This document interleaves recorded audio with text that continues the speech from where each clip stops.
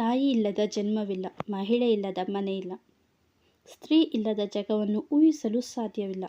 ಅವಳ ಪಾತ್ರ ನಿಭಾಯಿಸಲು ಯಾರಿಂದಲೂ ಸಾಧ್ಯವಿಲ್ಲ.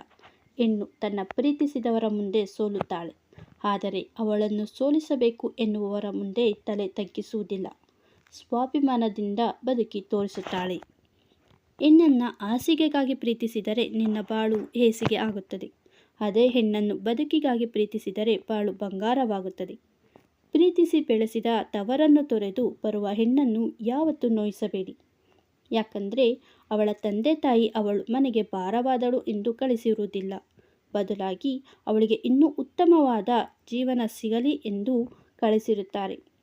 ಒಂದು ಹೆಣ್ಣು ಹೇಗೆಲ್ಲ ತನ್ನ ನೋವನ್ನು ಸಹಿಸುತ್ತಾಳೆ ಎಂದರೆ, ತಂದೆ ತಾಯಿಗೆ ಹೇಳಿದರೆ ಅವರು ಕೊರಗುತ್ತಾರೆ ಎಂದು, ಸ್ನೇಹಿತರಿಗೆ ಹೇಳಿದರೆ ಮನೆಯ ಮರ್ಯಾದೆ ಹೋಗುತ್ತದೆ ಎಂದು, ಅಕ್ಕಪಕ್ಕದ ಮನೆಯವರಿಗೆ ಹೇಳಿದರೆ ಆಡ್ಕೊಳ್ತಾರೆ ಎಂದು, ಸಂಬಂಧಿಕರಿಗೆ ಹೇಳಿದರೆ ಮತ್ತಷ್ಟು ಚುಚ್ಚುತ್ತಾರೆ ಎಂದು, ಈ ಎಲ್ಲ ಕಾರಣಗಳಿಂದ ಮನದಲ್ಲೇ ಕೊರಗಿ 4 ಗೋಡೆಗಳ ಮಧ್ಯೆ ಕಣ್ಣೀರಿಟ್ಟು ಹೊರಗಿನ ಪ್ರಪಂಚದ ಜೊತೆ ನಗುನಗುತ್ತಾ ಜೀವನ ನಡೆಸುತ್ತಾಳೆ.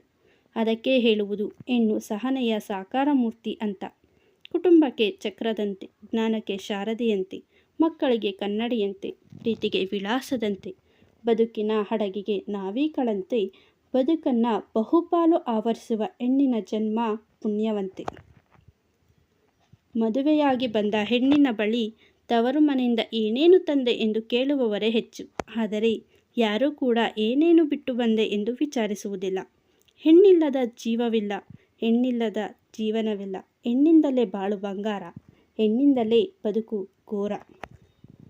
ಹೆಣ್ಣು ಮಗು ಹುಟ್ಟಿತೆಂದು ಕೀಳಾಗಿ ನೋಡಬೇಡಿ. ಒಂದು ಹೆಣ್ಣು ತಾನು ಹುಟ್ಟಿದ ಮನೆ, ಬಾಳುವ ಮನೆಯನ್ನು ಬೆಳಗುವ ದೀಪ. ಹೆಣ್ಣಿಲ್ಲದ ಮನೆ ಕತ್ತಲೆ ಮನೆ. ಹೆಣ್ಣಿನ ತ್ಯಾಗಕ್ಕೆ, ಕರುಣೆಗೆ ಸರಿಸಾಟಿ ಯಾರೂ ಇಲ್ಲ. ಸ್ನೇಹಿತರೆ, ಈ ಮಾಹಿತಿ ನಿಮಗೆಲ್ಲ ಇಷ್ಟವಾಗಿದ್ದರೆ ದಯವಿಟ್ಟು ವಿಡಿಯೋಗೆ ಲೈಕ್ ಮಾಡಿ, ಶೇರ್ ಮಾಡಿ, ಹಾಗೆ ಚಾನಲ್ಗೆ ಸಬ್ಸ್ಕ್ರೈಬ್ ಆಗಿ. ಕೇಳಿದ್ದಕ್ಕಾಗಿ ಧನ್ಯವಾದಗಳು.